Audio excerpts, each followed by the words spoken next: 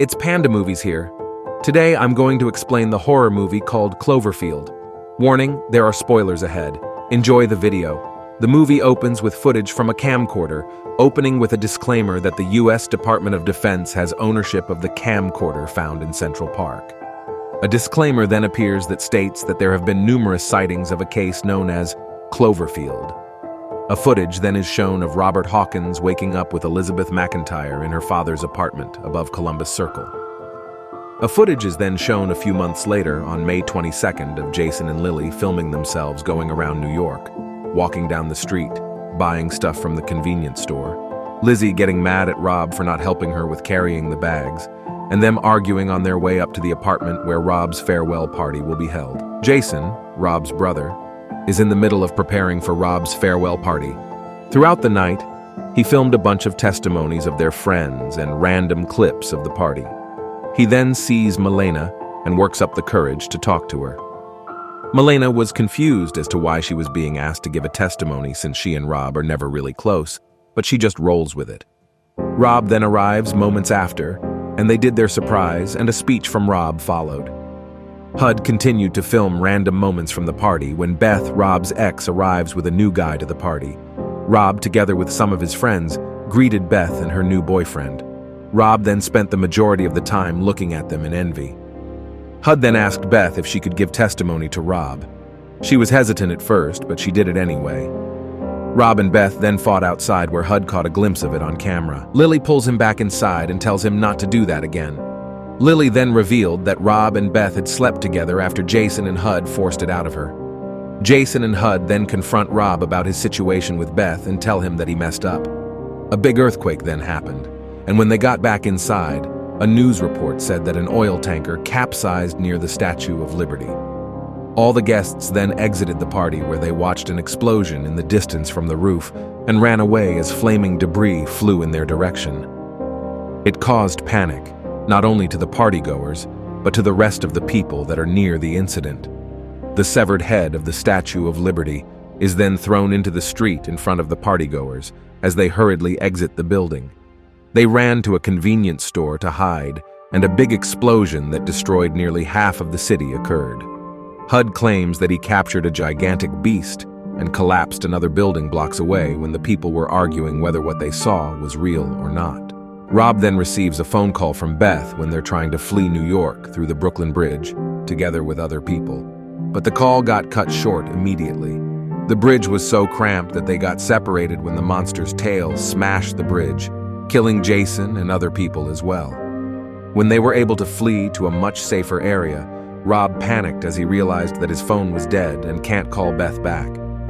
Rob runs to the nearest electronics store to charge his phone, but Lily and Malena urges him to leave, but he refuses until he gets to Beth. The 42nd Infantry Division of the Army National Guard is seen battling the monster in news reports. Rob hears a phone voicemail from Beth in which she screams in pain and informs Rob that she is stuck in her Time Warner Center apartment and can't escape. Rob plans on rescuing Beth, but Marlena thinks that it is a very bad idea to go to the middle of the city where the commotion is happening. When they flee, as they are walking their way to Beth's apartment, they come across the parasites and are caught up in a fight between the creature and the Army National Guard. They then make their run down to the subway. Rob wanted to make a plan right away, but Lily, HUD, and Marlena thought that it is best to wait the commotion out before deciding on what to do next. Rob cries right after he got a call from his mom, and HUD apologizes to Marlena for getting caught in their mess. Marlena is bitten by one of the beasts while attempting to save HUD. She starts to feel ill as the four make their way out of the tube and into an underground shopping center. The military discovers them and transports them to a nearby command post and field hospital. Marlena starts bleeding from her eyes and is dragged inside a tent against her will to be put in quarantine, where she appears to blow up. The military then grab Rob, Lily, and HUD away and tell them that they can't do anything about Marlena now. Rob convinces one of the military commanders to let them leave because he still wants to save Beth. HUD breaks down after Marlena's death. Rob then tells HUD and Lily that they can stay and wait for the rescue chopper and he can go alone, but the two insist on going with him. When they arrive at Beth's apartment complex, They find it turned on its side, so they decide to go to the other building and cross to Beth's apartment. They struggled to cross going to another building, but they managed to get inside to Beth.